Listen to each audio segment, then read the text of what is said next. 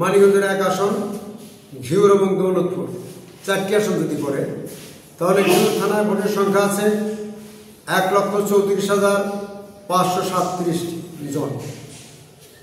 দৌলতপুর থানায় ভোট আছে ১,৫৪,১৭১ জন। দুই থানা মিলে ভোটার সংখ্যা দাঁড়ায় ২,৮৮,৭০৮ জন। নির্বাচনী আইনে যেহেতু লেখা আছে ১ লক্ষ ভোটার থাকলে সেখানে একটি আসন হতে পারে, আমার এখানে ২,৮৮,৭০৮ জন, অ্যাবাউট প্রায় ৩ লক্ষ ভোট। ভৌগোলিক দিক থেকে চিন্তা করলে এটা ঘিওর দৌলতপুর শিবালয়, এটা ঘিওর এবং দৌলতপুর দুটাই অনেক বড়। এর সঙ্গে যদি আবার যে ৩ আসন করার কারণে শিবালয়কে যোগ করছে, সে আসনটা বিশালভাবে বড় হয়ে যায়।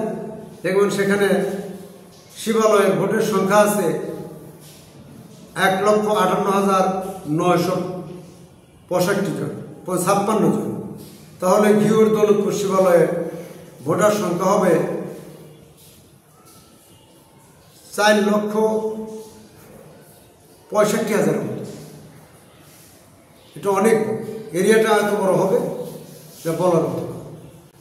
কাজে আমি দাবি করব ঘিওর দৌলতপুরকে পূর্বের ন্যায় মানিকগঞ্জ ১ নম্বর আসন হিসেবে চিহ্নিত করে সেটাকে ডিক্লারেশন করা হোক, কর্তৃপক্ষ তা করবেন, এটা আমরা আশাবাদী। এই দাবি আজকে আমরা জোরালোভাবে পেশ করছি।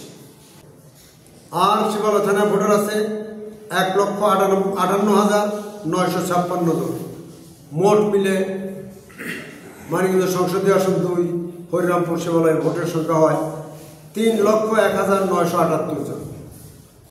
কাজে সেখানে একটা ভোটের একটা আসন হতে কোনো বাধা আছে বলে আমি মনে করি না, যেহেতু নির্বাচনী আইনে বলা আছে ১ লক্ষ লোক যদি থাকে সেখানে একটা ভোটার আসন হতে পারে, কমপক্ষে ১ লক্ষ। আমার তো ১ লক্ষ বেশি আছে। আর মানিকগঞ্জ ৩, মানিকগঞ্জ এবং সাটুরিয়া পূর্ণ থানায় ভোটার সংখ্যা আছে ১,৫২,৩৩৭ জন। সদর ইউনিয়নে ভোটার সংখ্যা আছে ২,৭৮,৩২৭। সেখান থেকে ৩ ইউনিয়নের ভোটার সংখ্যা ৬৫,০০০ বাদ দিলে এখানে ভোটার সংখ্যা থেকে ২,১৩,০০০। ২,১৩,০০০ আর ১,৫২,৩৩৭ মিলে যোগ করলে দেখা যায় সাটুরিয়া মানিকগঞ্জে ভোটার সংখ্যা দাঁড়ায় ৩,৬৫,৩৩৭ জন। কাজে এখানে ভোটার প্রচুর আছে। আর শুধু দৌলতপুর ঘিওরে ভোটার সংখ্যা ২,৮৮,৭০৮ জন, তার মানে এখানেও প্রায় ৩ লক্ষ ভোটার। কাজে আমি যিনারা এই কর্তৃপক্ষ আছেন, সম্মানিত প্রধান নির্বাচন কমিশনার এবং যিনারা এই আসন পুনর্বিন্যাস এবং পুনর্বন্টনের দায়িত্বে যে সমন্বয় কমিটি যিনারা আছেন, আমি তাদের দৃষ্টি আকর্ষণ করছি মানিকগঞ্জ জেলাবাসীর পক্ষ থেকে আমাদের আকুল আবেদন, আমাদের জোর দাবি, আমাদের মানিকগঞ্জকে আওয়ামী স্বৈরাচারী সরকার ৪ আসনকে ৩ আসন করে আমাদেরকে যে আমাদের অধিকার থেকে বঞ্চিত করেছে, আমরা সেটা নিরসন চাই।